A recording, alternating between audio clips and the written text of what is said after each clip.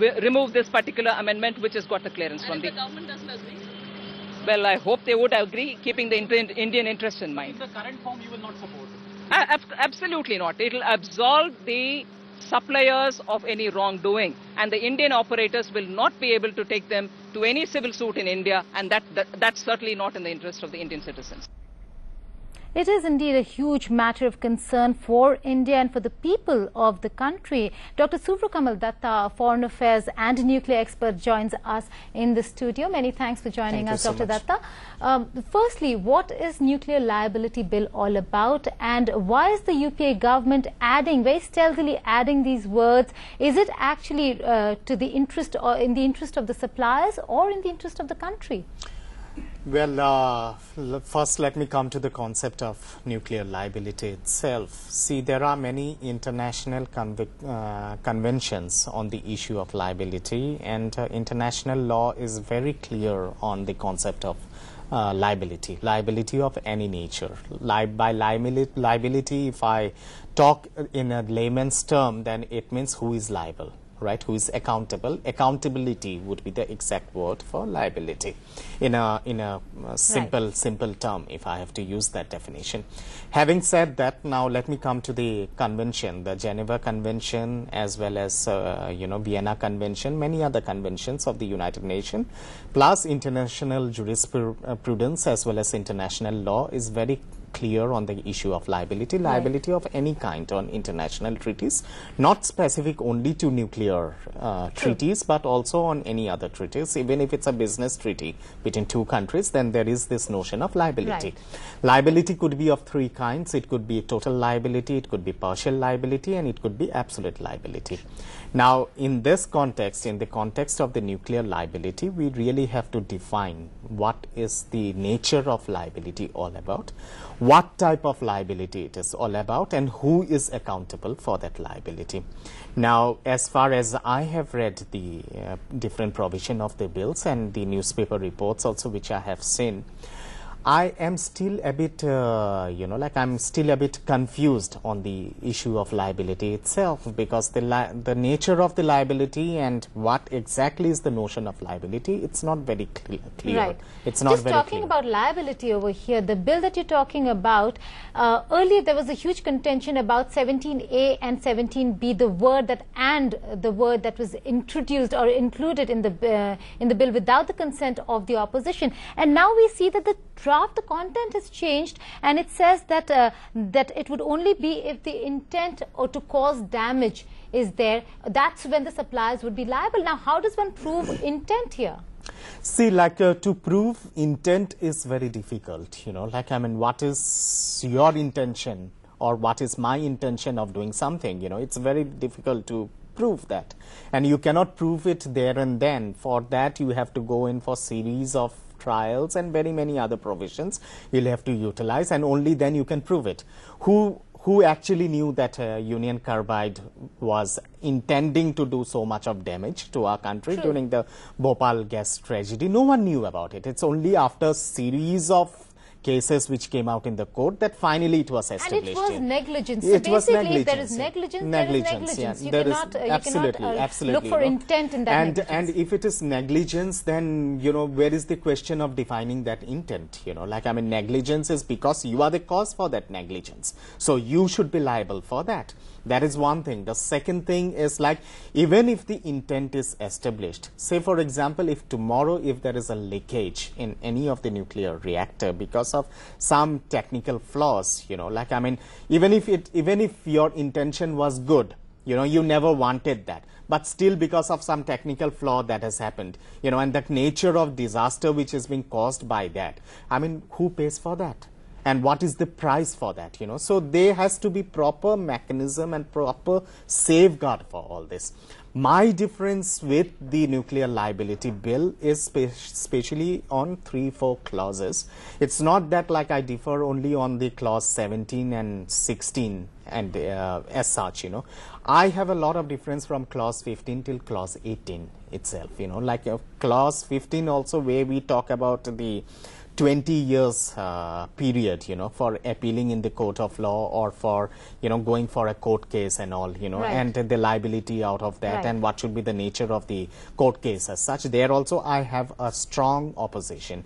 What I say is, like, if for example, if there is a disaster like that of Chernobyl taking place, God forbid, at least 4 generations gets affected by it after that, and what about the level of environmental degradation? What about the huge water pollution? What about the huge climatic pollution? What about the huge soil pollution, So who decides on that? And the kind of money which is required for cleaning all this, and you cannot clean it in 10 years time, you cannot clean it in 15 years time, and at least 3 more generation gets affected by it. So are they not, don't they get compensation because of this liability? Is it only that the generation which was affected there and then gets in compensation, or what about the future? What about the offspring? What about the future? Children? What about the future? One answer in yes and no. Is it in the interest of the country, this bill in its present form? I cannot say it in so clear yes or no whether it is in the interest of the country or not. I would say that yes, every bill, every bilateral treaty, every international treaty has its positive and as well as its negative, and we have to look into it in a methodological way, and we have to analyze it step by step. We need to, and I would say that yes, overall the intent of the bill is good, and overall it is in the interest of the country, but then there are certain clauses which needs to be looked into, and there has to be a rethink on those clauses. A rethink is what is required. Many thanks for joining us in the studio and telling us and breaking it down for us. It is indeed a huge bill that is likely to be passed, and what we're looking at over here is of a very important nature of the bill and the changes that are being made. The Bharatiya Janata Party completely feeling deceived, and important decisions will be taken. The bill would be likely to be put in the Lok Sabha on the 25th for discussion and for passing. We'll see whether it is really likely to be passed on that day or not. With that, we need to move on to some other news now. The Yamuna has crossed the danger mark of 204 meters, giving rise to a flood threat in areas of the capital. Since Saturday, the river has been swelling at alarming levels.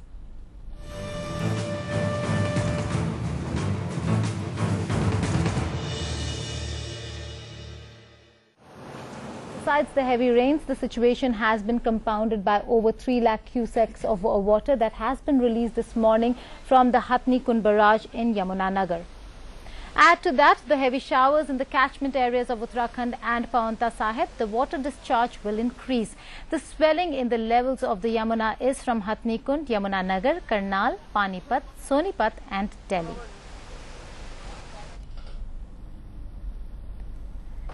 Flood areas affected in Delhi are Usmanpur, Gandhinagar, Badarpur, Khadar Chila village, Okhla, Batla House.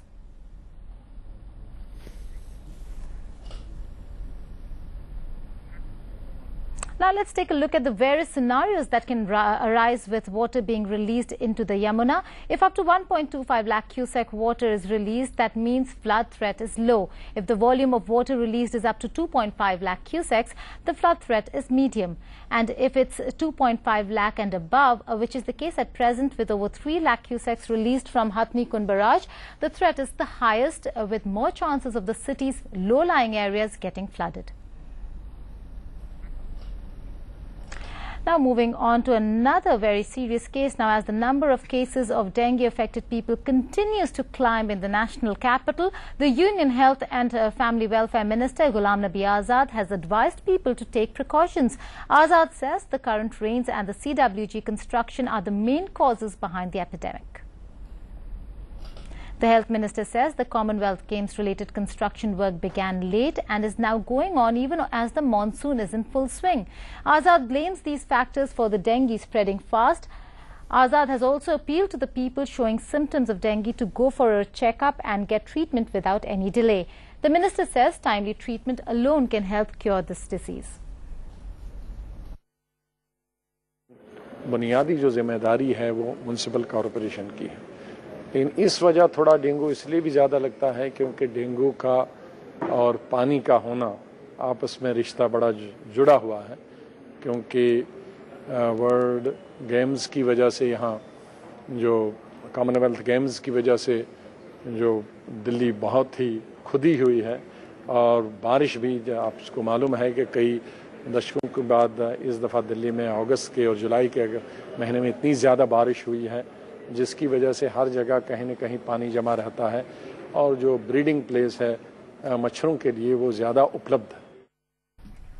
Well, that was the Union Health and Family Welfare Minister clearly blaming it on other factors for the spreading of the dengue. Sneha Mordani joins us on the phone line for more. Sneha, clearly the Union Health Minister really washing his hands of the entire matter. How serious is the entire situation and how rampant are the cases? Well, Geeta, scientifically speaking, what the Union Health Minister is saying is correct. The fact that construction activity increases the number of cases because it greatly leads to waterlogging, and of course incessant rains in the national capital has led to a drastic increase in cases. Having said that, it doesn't mean that a person living in the national capital should suffer because of no fault of his. Of course, as we have seen many construction workers getting affected in construction sites. So this is one reason.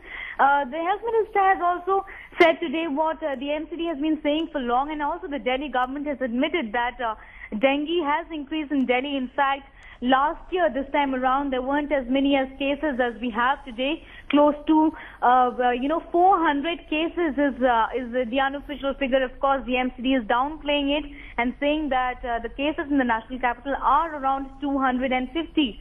So this is what the MCD is saying as of now, but the Delhi government says that MCD's way of calculating the number of cases is not right, Geeta. Right, Sneha, but what is the administration doing in terms of fumigating the areas, looking into the breeding grounds of these mosquitoes? Is the administration really looking into these areas that are really waterlogged and mosquitoes breeding ground?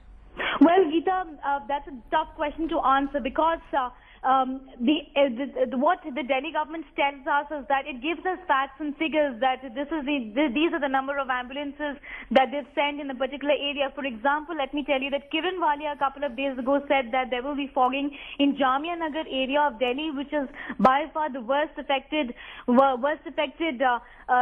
place in the entire national capital. But when I went to Jamia Nagar myself, the residents there said that they've been promising that there will be fogging in that area and that the authorities will come in, but nothing of that sort has happened so far. So contrary to what the Delhi government is saying, we are getting different opinions from people living in that area. And of course, apart from issuing challans, the NCD really hasn't done much. Like, for example, in areas like the CD Fort Auditorium where I visited myself, I did see that there was waterlogging. In fact, I went looking for a patient affected by dengue and I found 5, Geeta. So it's like, and of course, this is also what the patients there said, that the construction workers said that they were warned about dengue, but no help came in from the government. So that is the answer to that question, Geeta. Well, clearly, Sneha, while the capital is becoming a victim of dengue, your ground report really says that the Delhi administration is really not doing enough. We'll really have to wait and see what the government does, and it really needs to step up its action in really going to those waterlogged areas and fumigating the areas to contain and arrest the rampant growth of, spreading of dengue as a disease. Moving on to some other news coming in from Jammu and Kashmir. Violence erupted in Chana Mohalla area of Srinagar today. A police party on patrol duty tried to remove an objectionable flag when they were pelted with stones. The police retaliated with lathi charge, tear gas shells and pump action ammunition. 6 people were injured in the clashes and were shifted to the hospital. And we'll bring you all the latest from Srinagar in a while from now. But time now for a short break. On the other side, a 4-member team arrives in Lucknow to look into the faulty vaccination case. That's coming up in a short while. And also, friends and relatives congratulated Mr. and Mrs. Tharoor in their ancestral village today after they got married. That coming up in a while. Keep watching NewsX.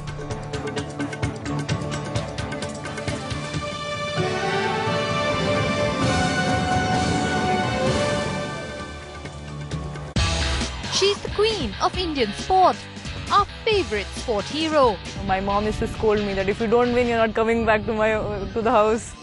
Reaching for the stars, almost at the top of the world.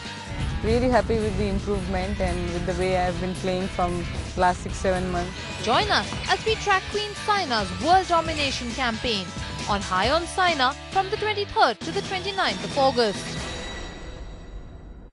Is brought to you by MTS, high-speed internet, smart mobile telephony. After giving India #1 bestsellers like the